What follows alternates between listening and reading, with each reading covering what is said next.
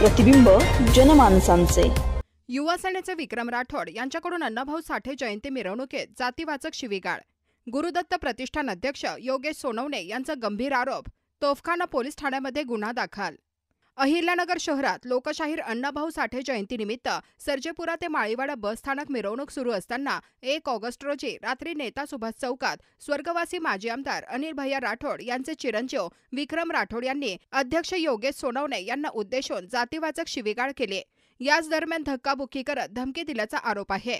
या घटनेनंतर योगेश सोनवणे यांनी थेट तोफखाना पोलीस ठाण्यात धाव घेतली असून विक्रम राठोड विरुद्ध अनुसूचित जाती अत्याचार प्रतिबंधक कायद्यानुसार गुन्हा दाखल करण्यात आला आहे। तर पुढील तपास तोफखाना पोलीस करत आहेत। सदर वादाचा व्हिडिओ सोशल मीडियावर व्हायरल झाला आहे। प्रतिनिधी निलेश आगरकर, नगर न्यूज 24, अहिल्यानगर।